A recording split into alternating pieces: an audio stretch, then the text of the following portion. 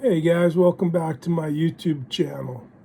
Today I'm going to talk about understanding the spiritual world. So we have the Great Spirit who's everything. And then the Great Spirit could also be called the Great Signal in the sense that all operations are commanded through the Great Spirit. So those operations, those words, are signals. So let's look at our human bodies.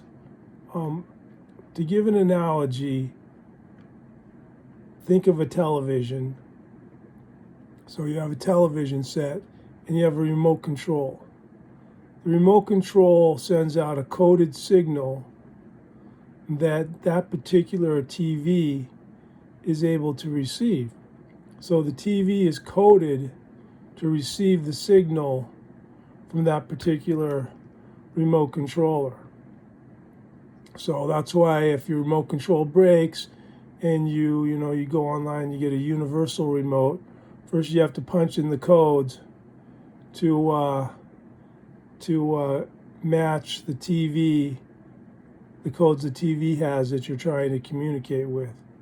So imagine that the signal, instead of being the signal from your remote controller, suppose that signal was everywhere in the universe. So then when you press the button, the TV turns on, the volume goes up and down, you change the channel, things like that, no matter where the TV is. It doesn't matter if it's, on one side of the world or the other. It's still going to operate just the same because the signal is everywhere. So that's actually how it is with our spirits. Our spirits are everywhere. Doesn't matter where your physical body is. Your spirit is just as much on the moon as it is on Mars, as it is, on the other side of the world or where you are right now. So that's very important. The reason why it feels like you're inside your body is because your body is at a physical location in the universe, and you're mesmerized by your body. Kind of like a baby who has one of those, mobile things hanging over the crib, and they're just like, oh, wow, this is just so amazing. They're mesmerized by it. That's why spiritual thinkers teach that if you want to make progress in getting in touch with your spirituality, then you have to be less mesmerized by your body. So that means letting go of some of the things about your body that mesmerize you the most. Pleasures, things like that. But the important thing to realize is that spiritually, you're everywhere. You're a signal within the great signal. Your spirit is within the great spirit. And it's not within, like in a location, it's everywhere. It's beyond space and time. So when people think about trying to control the prime dominoes outside of their own body, the physical world, they have a tendency to try to send their spirits out of their bodies.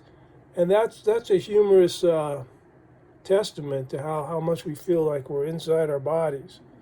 But it doesn't work that way. Instead, you're already there.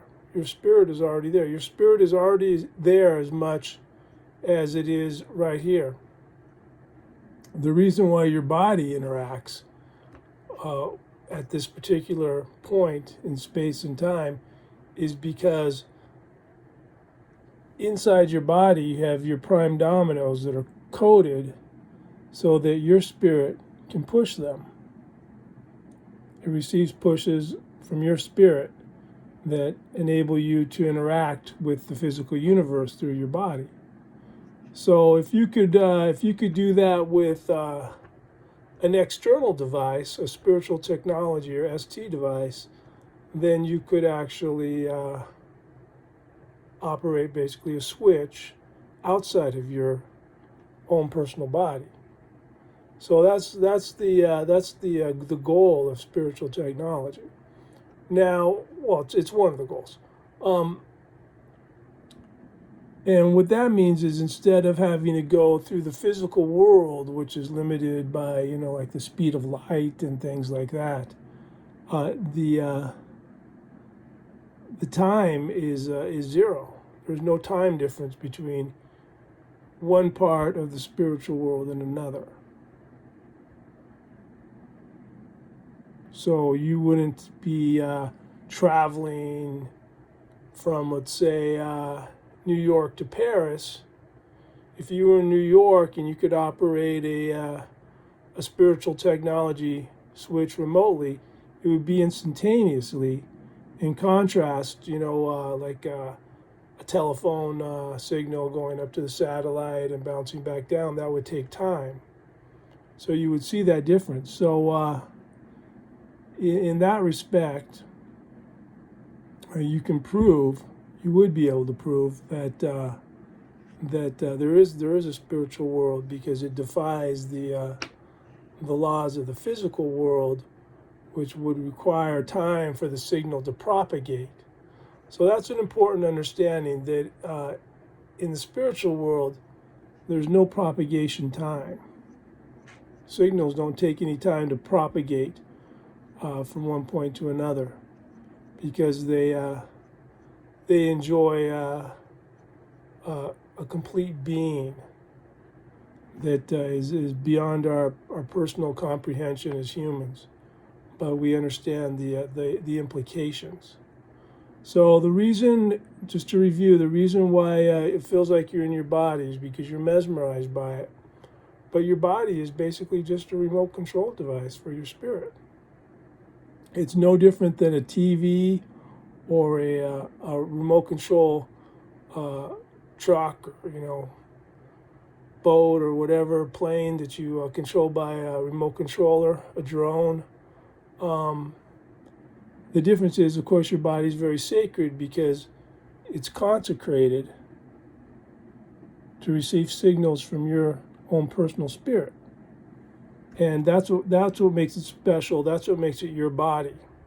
But other than that, it's a remote control device.